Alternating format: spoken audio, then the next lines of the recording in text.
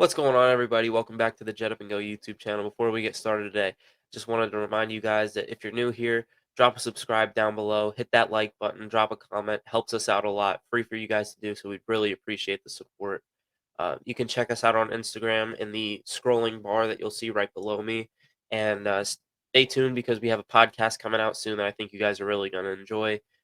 It'll be out on Spotify, Apple Podcasts, Stitcher, pretty much anywhere you get your podcast. So stay tuned for that. In today's video, we haven't talked in a while, so I kind of wanted to give a little update on camp for you guys, talk about some topics that I think are interesting or players that I found to be interesting thus far in camp. Just kind of start out with the arguably the best position group so far this camp is the D line. I think throughout all the reports that you've been hearing, the D line's pretty good.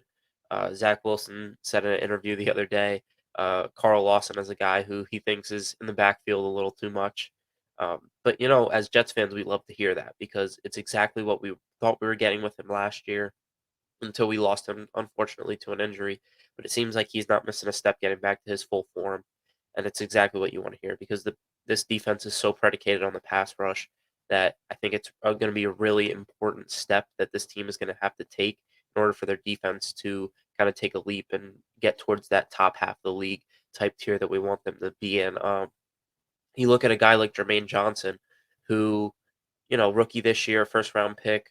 Uh, who I feel has kind of flown under the radar a little bit this camp, whether that's been because he's kind of quiet or other guys are outshining him or whatever the case may be. He's a guy who, over the last couple practices, racked up a couple sacks and a couple hurries, and that's really what you want to see is uh, a young guy who is finding his place in this offense and who is really kind of starting to pick up the game at an NFL level.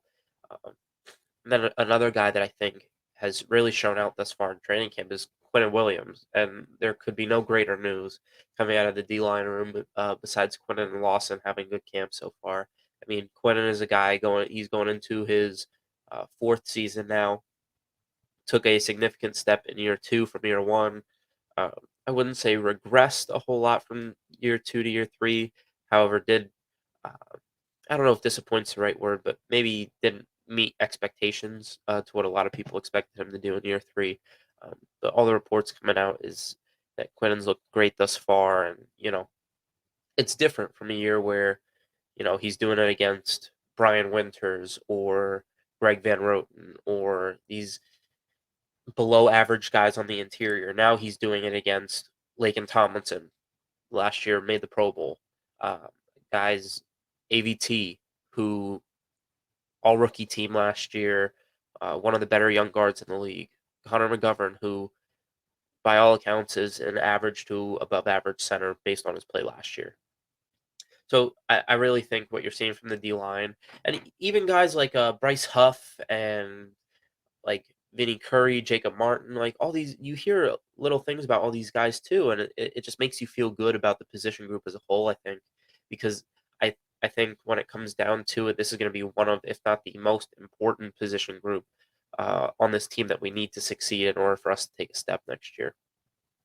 Now, kind of sticking with the defensive side of the ball, I want to jump to a new addition and a guy in Quan Alexander who I talked in the last video about the possibility of bringing him in, and I think it's going to make a world of difference. I think he's shown already how important of an addition he's going to be.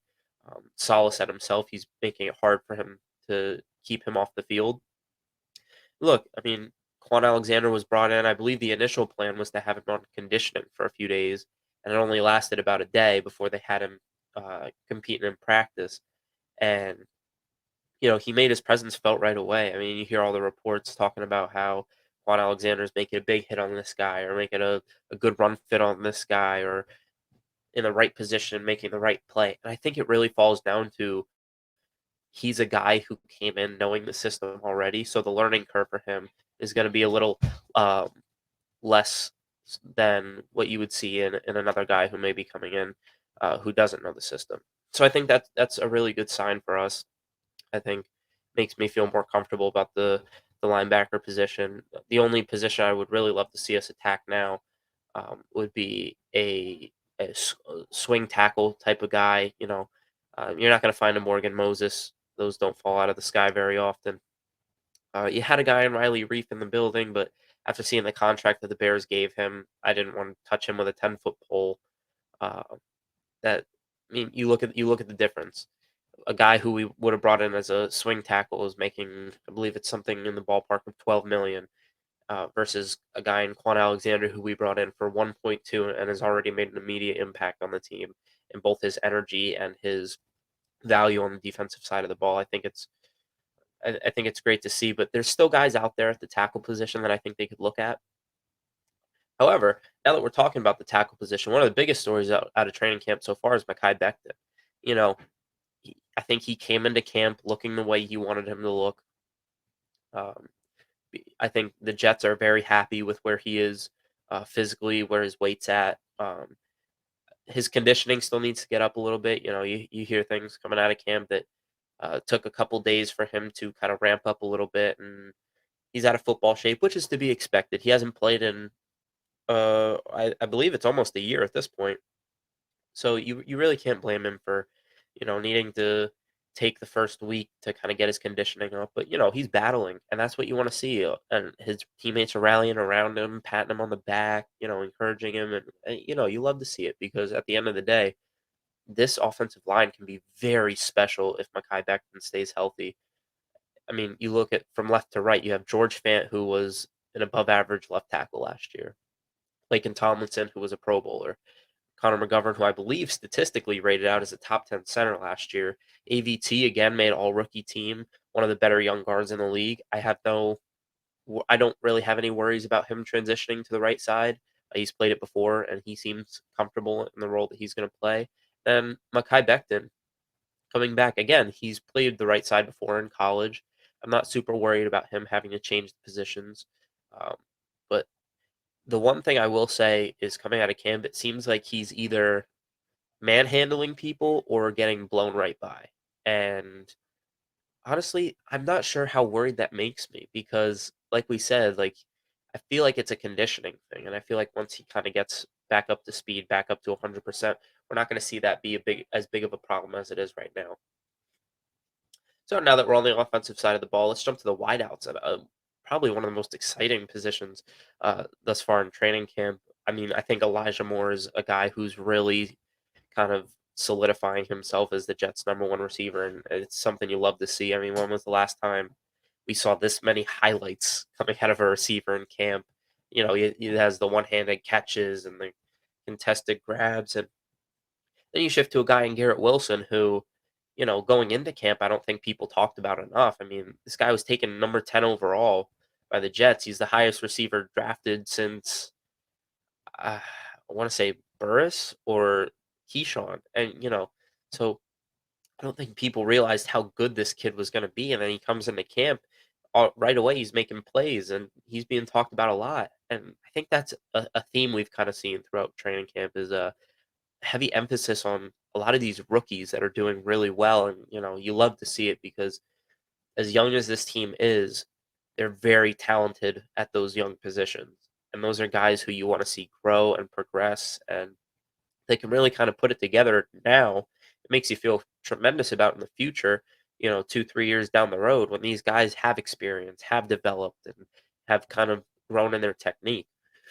So I think, Elijah Moore, Garrett Wilson, Corey Davis also, he's made some plays here and there, but I'm not expecting a huge, explosion from him this year. I think he's eventually going to settle into more of a receiver 3 role. I can see him starting out the season as like the 2 just because, last year he was a favorite target of Zach.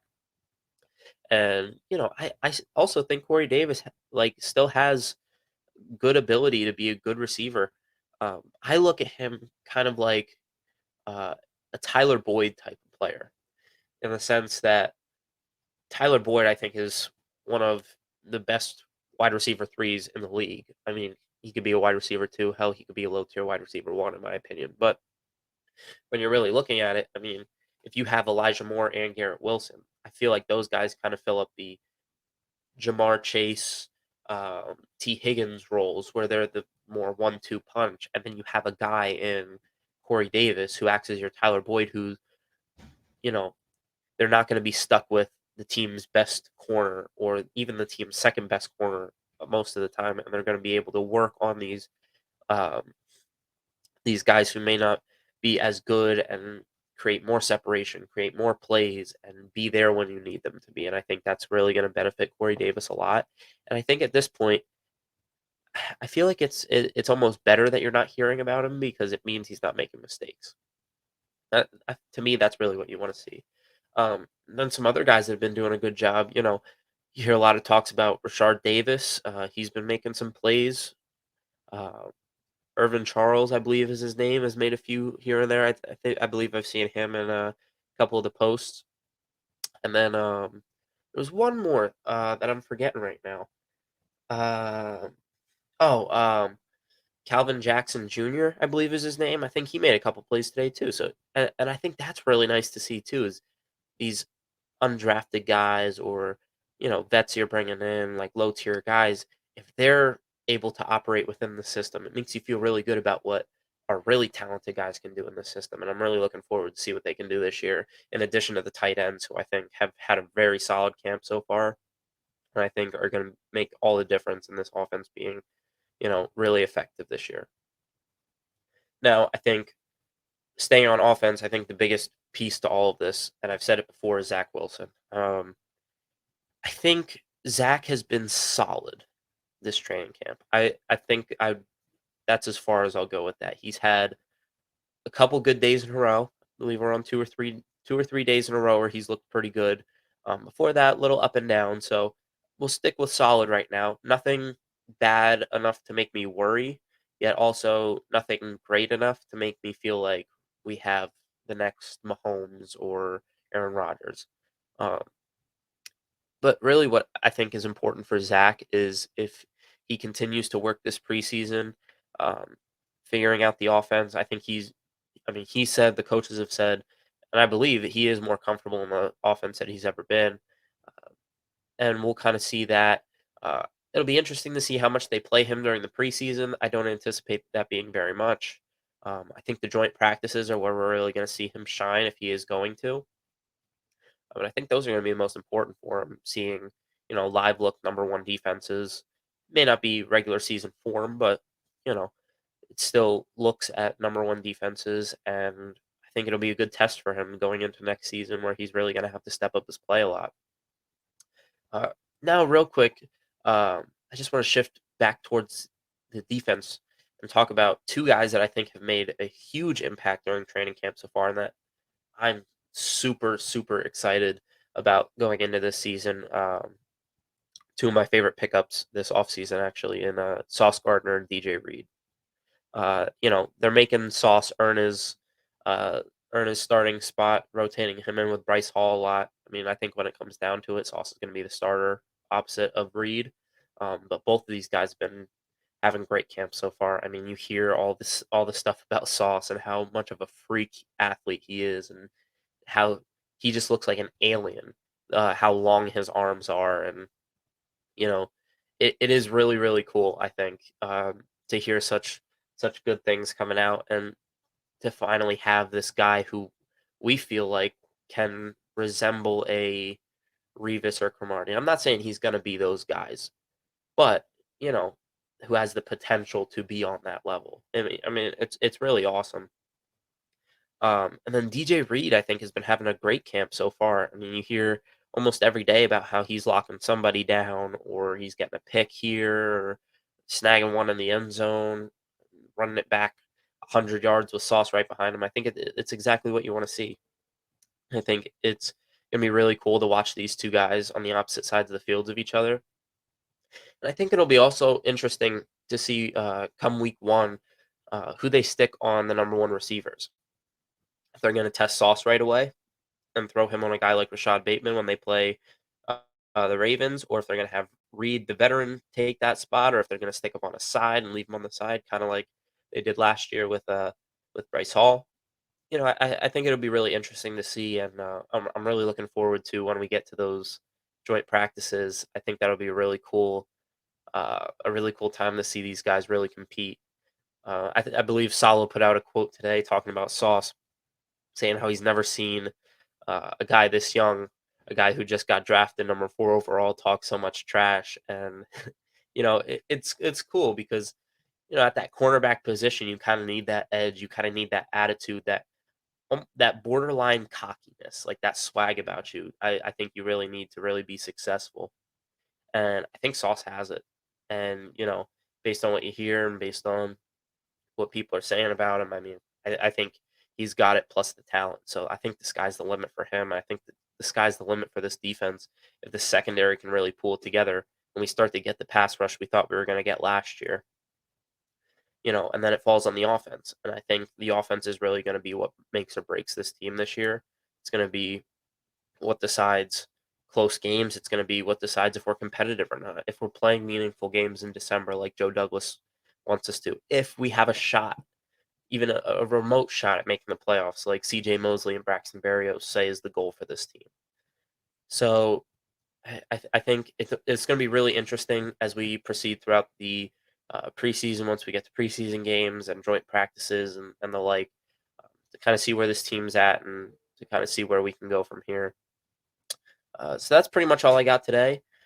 Again, reminder, if you're new, hit that subscribe button down below, slap a like on the video, drop a comment down below, topics you want to see us talk about.